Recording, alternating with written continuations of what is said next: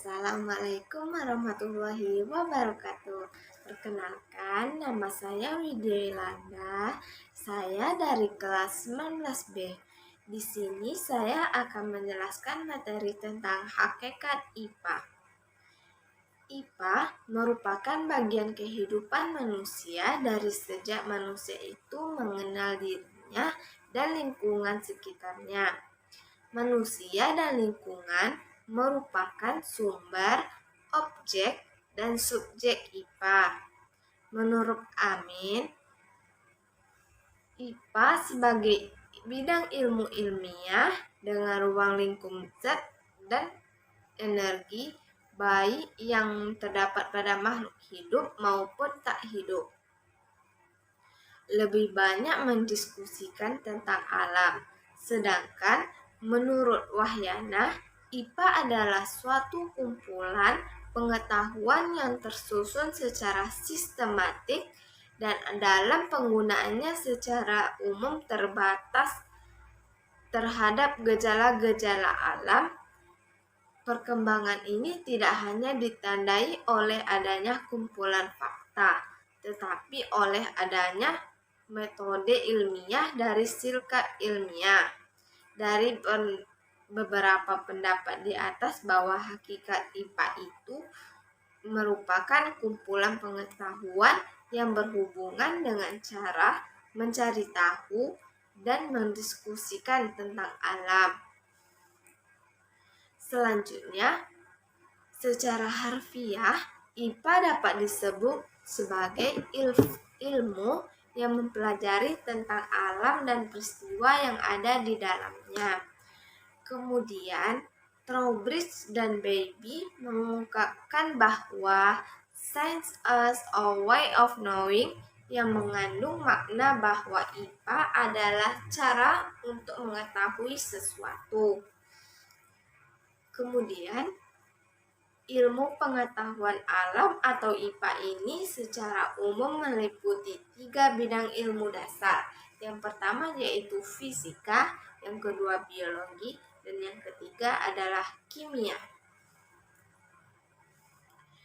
IPA hakikatnya merupakan sebagai suatu produk, sebagai proses, dan sebagai aplikasi. Sebagai produk, IPA merupakan sekumpulan pengetahuan dan sekumpulan konsep dan bagan konsep.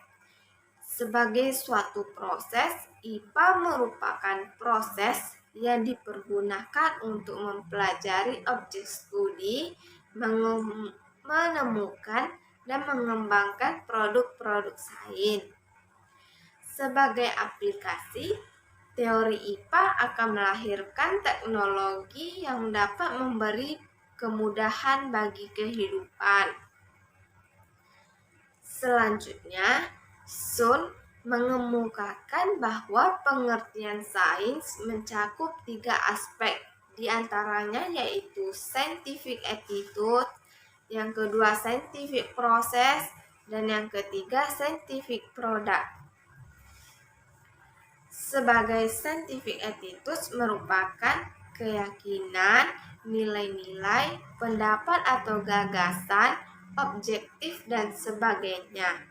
Misalnya, membuat keputusan setelah memperoleh cukup data yang berkaitan dengan masalahnya secara selalu berusaha objektif, jujur, dan lain-lain.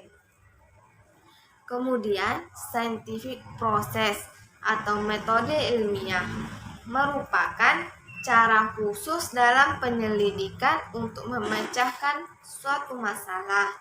Misalnya membuat hipotesis, merancang dan melaksanakan eksperimen, mengumpulkan data, menyusun data, dan mengevaluasi data, mengukur dan sebagainya. Kemudian, scientific product atau produk ilmiah merupakan berupa fakta, konsep, prinsip, hukum, teori, dan lain-lain. Kemudian, Colette dan Chiappetta menyatakan bahwa sains merupakan IPA sebagai cara berpikir, IPA sebagai cara penyelidikan, dan IPA sebagai kumpulan pengetahuan. IPA sebagai cara berpikir ditandai oleh adanya proses berpikir untuk memberikan gambaran tentang rasa keingintahuannya tentang fenomena alam. Kemudian, IPA sebagai cara penyelidikan ditandai dengan penggunaan metode ilmiah dalam memahami gejala-gejala alam dan segala hal yang terlibat di dalamnya. Kemudian IPA sebagai kumpulan pengetahuan ditandai dengan keberadaan fakta, konsep, prinsip, hukum, teori, dan model.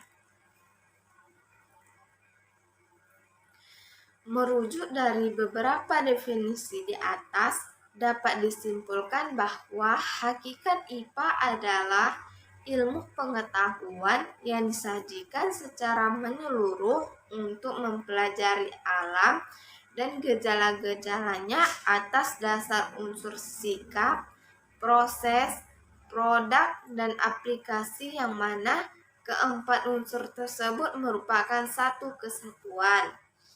Oleh karena itu, siswa diharapkan memiliki pengetahuan secara utuh dan mampu memahami fenomena alam melalui kegiatan pemecahan masalah menggunakan proses ilmiah atau metode ilmiah, sehingga kegiatan pembelajaran merupakan proses yang bermakna dengan adanya integrasi nilai atas apa yang dipelajari. Kemudian, hakikat pembelajaran IPA. Karin dan San menjelaskan dalam konteks sains sesuai hakikat pembelajaran mengandung 4 hal. Yang pertama yaitu konten atau produk, yang kedua proses atau metode, yang ketiga adalah sikap, yang keempat adalah teknologi. Sains sebagai produk yang dapat menghasilkan fakta-fakta, konsep, prinsip, teori, dan hukum. Sains sebagai proses berarti bahwa sains merupakan suatu proses untuk mendapatkan pengetahuan.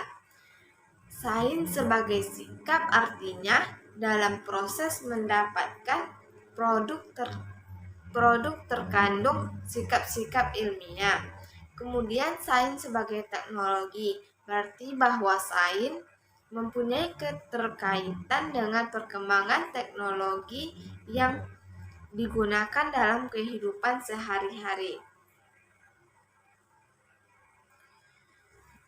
Kemudian, menurut H.W. Flower, IPA adalah pengetahuan yang sistematis dan dirumuskan yang berhubungan dengan gejala-gejala kebendaan dan didasarkan terutama atas pengamatan dan deduksi.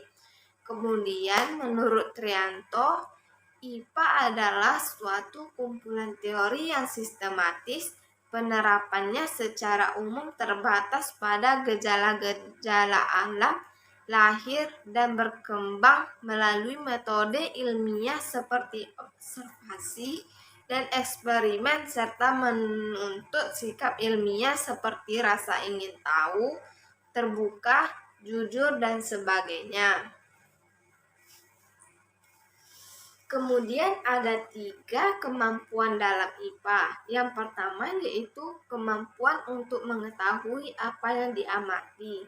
Kemudian ada kemampuan untuk memprediksi apa yang belum diamati. Yang ketiga adalah kemampuan untuk menguji tindak lanjut hasil eksperimen serta dikembangkannya sikap ilmiah. Pembelajaran IPA sebagaimana tujuan pendidikan dalam taksonomi Bloom bahwa pembelajaran dapat memberikan pengetahuan atau kognitif sebuah keterampilan atau psikomotorik, kemampuan sikap ilmiah atau afektif, pemahaman, kebiasaan, dan apresiasi. Kemudian ada pembelajaran IPA di sekolah sebaiknya yaitu memberikan pengalaman pada peserta didik sehingga mereka kompeten melakukan pengukuran berbagai besaran fisik. Yang kemudian yaitu menanamkan pada peserta didik pentingnya pengamatan empiris dalam menguji suatu pernyataan ilmiah atau hipotesis. Yang ketiga yaitu latihan berpikir kuantitatif yang mendukung kegiatan belajar matematika, yaitu sebagai penerapan matematika pada masalah-masalah nyata yang berkaitan dengan peristiwa alam.